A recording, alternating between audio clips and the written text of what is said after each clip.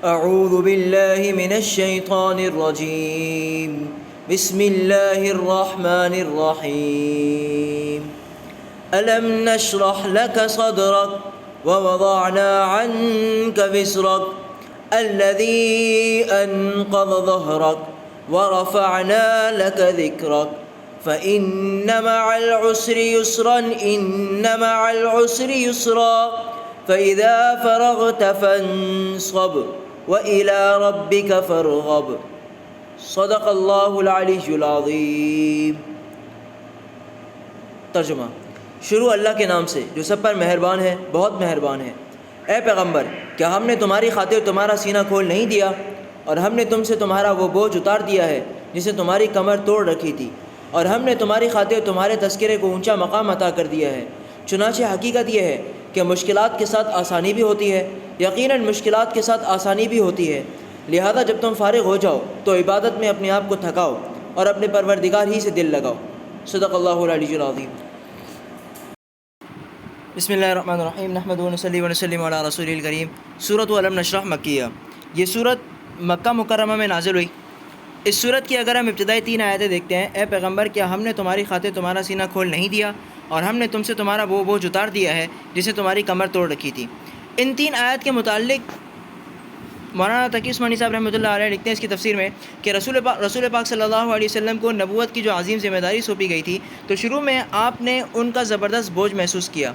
کیونکہ اللہ رب العزت کی طرف سے ایک ذمہ داری ہے کہ دین اللہ تعالیٰ کے احکامات پوری امت مسلمہ تک پہنچانا، اور لوگوں کو امت مسلمہ کو اس کا قائل کرنا اور اس کا جو حق ہے وہ ادا کرنا، یہ ذمہ داری اللہ رب العزت کی طرف سے رسول اللہ صلی اللہ علیہ وسلم کو دی گئی تھی۔ تو اس کا بوجھ تھا آپ کے اوپر کہ کس طریقے سے اس کو پہنچایا جائے اور کس طریقے سے لوگ اس پر عمل کریں اور دین پر، اللہ تعالیٰ کے احکامات پر لوگ آ جائیں۔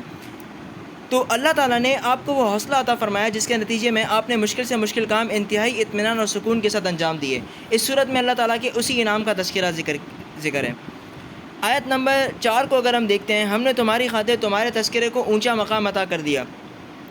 اس آیت مبارکہ کی تفسیر میں لکھتے ہیں، اللہ تعالیٰ نے رسول اللہ صلی اللہ علیہ وسلم کے مبارک نام کو یہ بلند مقام عطا فرمایا کہ دنیا کے ہر خطے میں 5 وقت آپ کا مبارک نام اللہ تعالیٰ کے ساتھ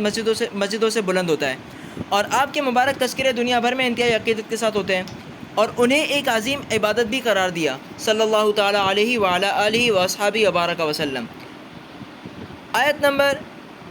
6 کے اندر یقیناً مشکلات کے ساتھ آسانی بھی ہوتی ہے، اس کی تفسیر میں لکھتے ہیں کہ آپ صلی اللہ علیہ وسلم کو تسلی دی جا رہی ہے کہ شروع میں آپ کو فرائض رسالت کی ادائیگی میں جو مشکلات پیش آ رہی تھیں وہ عنقریب آسانی میں تبدیل ہو جائیں گی، اور اس کے ساتھ ایک عام قاعدے کی طرف بھی اشارہ کیا جا رہا ہے کہ ہر انسان جب کسی کام کو کرتا ہے اور اس میں مشکل پاتا ہے تو اللہ تعالیٰ نے اس کے لیے وعدہ کر دیا ہے کہ دنیا میں جو بھی مشکلات آئیں تو سمجھ لیں اس کے بعد ایک آسانی کا وقت بھی آئے گا۔ اگر دین پر انسان عمل کرے گا اور اسے مشکلات پیش آتی ہیں تو اللہ تعالیٰ کا وعدہ ہے اس کے لیے اللہ رب العزت آگے آخرت میں اس کے لیے آسانیاں پیدا کرے گا۔